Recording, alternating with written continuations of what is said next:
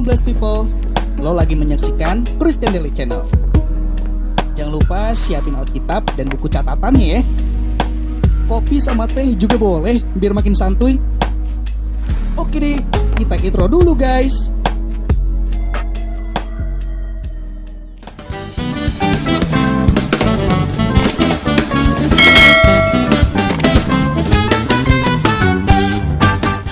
Shalom blessed people, balik lagi bersama dengan gue Unedo Tesalonika dan lo lagi dengerin Christian Daily Channel.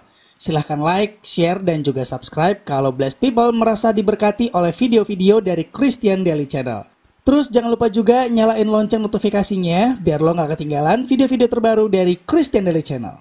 Oke deh blessed people, pada video kali ini kita bakal membahas tentang iman yang timbul karena penganiayaan. Ayatnya dari 2 Tesalonika pasal 1 ayat 1 sampai 5. Yuk kita langsung baca aja kebenaran firman-Nya.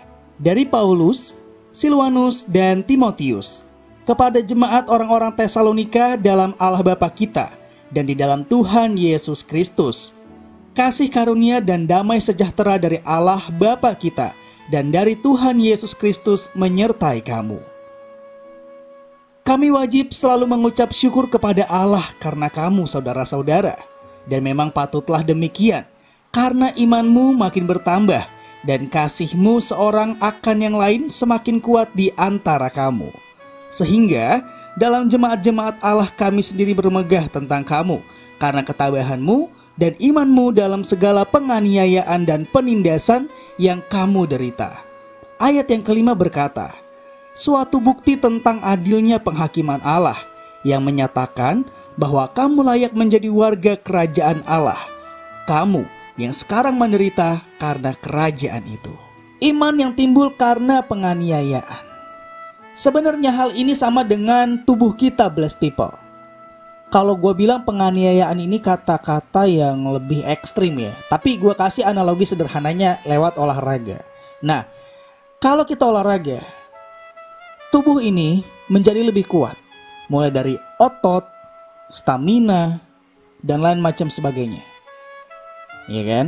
Nah, kalau kita lihat ketika kita olahraga, tubuh ini rasanya capek. Gue pernah pengalaman blessed people nge-gym, ya, kurang lebih 1 minggu lah, atau 2 minggu pertama gue nge-gym, ya. Itu badan gue rasanya sakit banget, asli. Sakit banget. Gue gak tahu blessed people ada gak pengalaman pertama kali ini melakukan olahraga tertentu rasanya tuh sakit banget. Ketika gue nge-gym, sakitnya tuh sampai gue mau mandi, ngangkat gayung aja tuh gak kuat.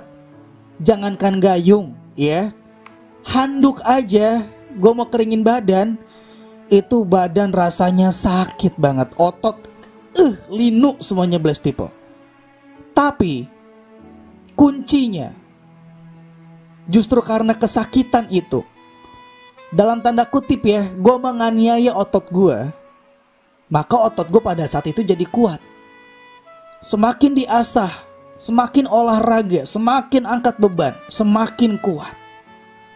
Justru kalau berhenti, itu loyo lagi, mulai lagi dari nol.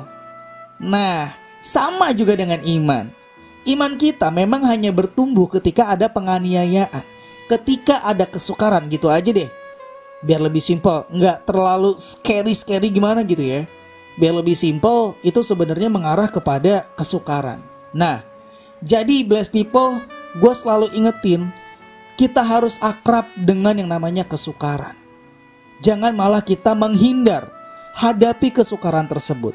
Ingat blessed people, ya, apapun yang terjadi dalam hidup kita, dari awal mula kita diciptakan sampai kesudahannya nanti, Tuhan katakan sudah selesai.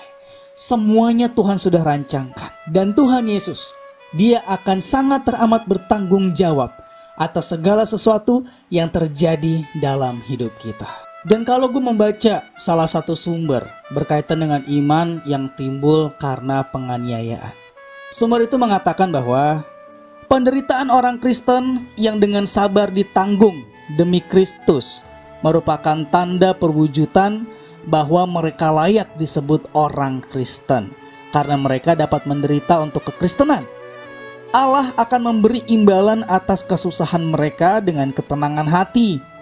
dan upah yang berlimpah pada kedatangan Kristus nanti, ketika Dia juga akan memberi balasan kesusahan kepada mereka yang telah menyusahkan umatnya. Wow, keren ya. Dan yang harus paling dinotis adalah gini, blessed people. Kesusahan yang menimbulkan peningkatan iman kita adalah kesusahan-kesusahan yang berkaitan dengan kekristenan.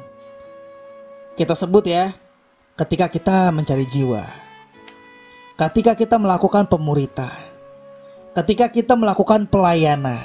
Nah, kesusahan-kesusahan inilah yang pada akhirnya akan menimbulkan iman, ya, yang akan meningkatkan kapasitas atau kualitas iman kita. Bukan bicara tentang kesusahan-kesusahan yang lain yang gak ada hubungannya dengan kekristenan. Apalagi kesusahan karena ulah kita sendiri, ya, itu jauh dari kekristenan. Nah, jadi blessed people, buat lo sekarang yang lagi mengalami kesusahan berkaitan dengan pelayanan, berkaitan dengan pemuritan, atau apapun penginjilan, ya, yang berkaitan dengan kebenaran firman, itu semua kalau kita berhasil melakukannya, kita dengan tekun, maka kita akan mendapatkan kenaikan tingkat dalam level iman kita. Ya, kita akan semakin kuat, semakin menyadari bahwa Tuhan Yesus akan selalu ada bersama dengan kita. Ya, dan meskipun ini adalah sebuah janji Tuhan, yaitu Bapa akan memberikan imbalan kepada kita, tapi janganlah kita pada akhirnya melakukan segala sesuatu untuk mengharapkan imbalan tersebut. Kembali gue ingetin dalam video ini, kita harus selalu melakukan apapun juga dengan nothing tulus, tanpa mengharapkan imbalan apapun, tanpa mengharapkan apapun lah pokoknya, kalau bahasanya tanpa pamrih gitu. So blessed people, pada pembuatan video kali ini itu sudah mendekati akhir bulan Juli. Itu artinya kita akan segera mengakhiri tema bulanan dalam video ini, yaitu The Joy of Suffering. Gua berharap blessed people semakin giat untuk belajar bersuka cita di dalam kesukaran, supaya iman kita semakin bertumbuh di dalam Tuhan, supaya kita semakin mendapatkan perkenanan dari Tuhan. Dan kembali gue katakan kepada blessed people, jangan pernah menyerah, karena menyerah bukanlah sebuah pilihan. See you and God bless you, and as always keep the faith.